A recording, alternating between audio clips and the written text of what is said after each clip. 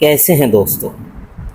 عشاء کے وقت جو 4 رکعت ہم ادا کرتے ہیں اس کے بارے میں 2 قول ہیں۔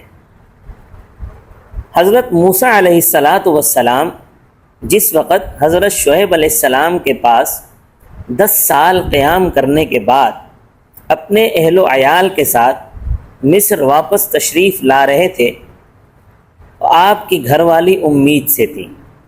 ولادت کا وقت قریب تھا اور سفر بھی خاصا طویل تھا، اس وجہ سے آپ کو بڑی فکر لاحق تھی کہ یہ اتنا لمبا سفر کیسے پورا ہوگا۔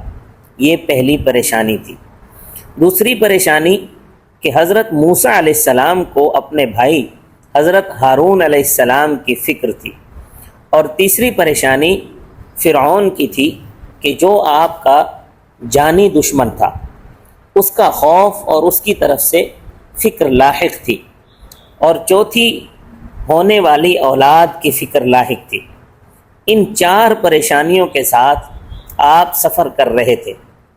پھر سفر کے دوران صحیح راستے سے بھی ہٹ گئے، جس کی وجہ سے پریشانی میں اور اضافہ ہو گیا۔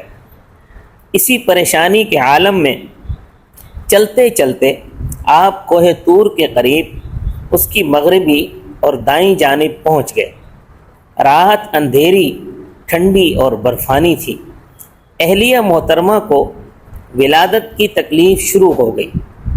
چکماق پتھر جس سے اس دور میں آگ جلائی جاتی تھی، چکماق پتھر وہ کہلاتا تھا، اس سے آگ نہ نکلی۔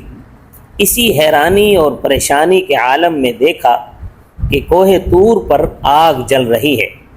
آپ نے اپنے گھر والوں سے کہا کہ آپ یہاں ٹھہریں، میں کوہ طور سے آگ کا کوئی شعلہ لے کر آتا ہوں۔ جب کوہ طور پر پہنچے تو اللہ تعالیٰ سے ہم کلامی کا شرف حاصل ہوا اور آپ کو بطور خاص ہم کلامی کی نعمت سے نوازا گیا۔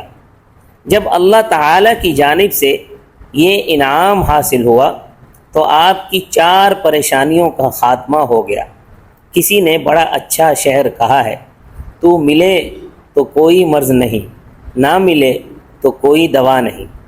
تو ایک روایت کے مطابق حضرت موسیٰ علیہ السلام نے ان 4 پریشانیوں سے نجات کے شکرانے میں 4 رکعت نماز ادا فرمائی۔ یہ 4 رکعت اللہ تعالیٰ کو اتنی پسند آئیں کہ حضور اقدس صلی اللہ علیہ وسلم کی امت پر ان کو فرض کر دیا۔ دوسری روایت یہ ہے کہ عشاء کی نماز سب سے پہلے میرے اور آپ کے پیارے نبی حضرت محمد الرسول اللہ صلی اللہ علیہ وسلم نے ادا فرمائی، اس لیے عشاء کی نماز بہت اہم عمل ہے۔